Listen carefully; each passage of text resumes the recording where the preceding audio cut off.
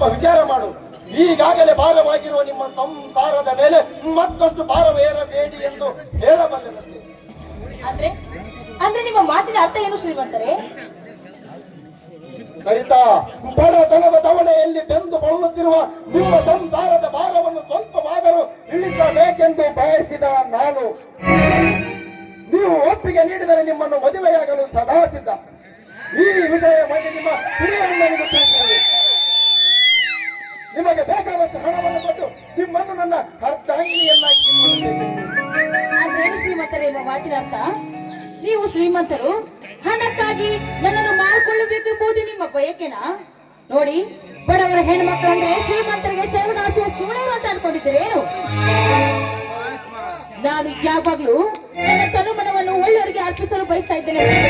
ನಿಮ್ಮಂತ ಶ್ರೀಮಂತಿಕರಿಗೆಲ್ಲ ಸುಮ್ಮನೆ ಹೇಳ್ತಾ ಇದ್ರಿ. ನನಗೆ ದಾರಿ ಬಿಡಿ, ನಾನು ಹೋಗ್ಬೇಕು. ಸರಿತಾ, ನೀನು ತಿಳಿದುಕೊಂಡಂತೆ ನಂಬಿದವರ ಗುತ್ತಿಗೆ ಕೊಯ್ಯುವ ಕಟುಕ ನಾನಲ್ಲ. ನೀ ಒಪ್ಪದಿದ್ದರೂ ಚಿಂತೆ ಇಲ್ಲ. ನನ್ನ ತಂದೆಯವರಂತೆ ನಾನಲ್ಲ. ಆಸೆಯನ್ನು ಈಡೇರಿಸಿಕೊಳ್ಳಲು ಅಡ್ಡ ಮಾರ್ಗವನ್ನು ಹಿಡಿಯುವನು ನಾನಲ್ಲ. ನೀವು ಒಪ್ಪಿಗೆ ನೀಡಿದರೆ ನಿಮ್ಮನ್ನು ಜೀವನ ಪರ್ಯಂತ ನನ್ನ ಕೈಗೊಳ್ಳುತ್ತೇನೆ. ಹಾಗಾದ್ರೆ ನಿಮ್ಮ ಮೇಲೆ ನಂಬಿಕೆಯನ್ನಿಟ್ಟು ನನ್ನ ಮನಸ್ಸನ್ನು ಕೊಡ್ತೀನಿ. ಆದ್ರೆ ಕೊನೆವರೆಗೂ ನನ್ನನ್ನು ಕೈ ಬಿಡೋದಿಲ್ಲ ತಾನೇ? ಎಂತ ಮಾತನಾಡುವೆ ಸರಿತಾ?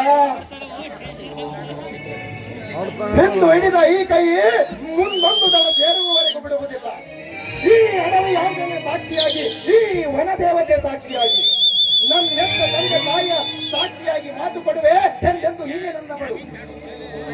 ಹಾಗಿದ್ರೆ ನನಗೂ ನಿಮ್ಮ ಮೇಲೆ ಮದುವೆ ಮಾಡ್ಕೊಳ್ಳೋದಕ್ಕೆ ಹೋಗ್ತಾ ಇದೆ. ರಸಿಕತೆಯ ಕಲ್ಪನೆಯು ನಿನಗಿಲ್ಲವಲ್ಲ ಸರಿತಾ? ಪ್ರೀತಿ ಮಾಡಿದ್ದರಿಂದ ಸಿಗುವಂತ ಮದುವೆಯಾದ ಮೇಲೆ ಸಿಗಲಾರದು.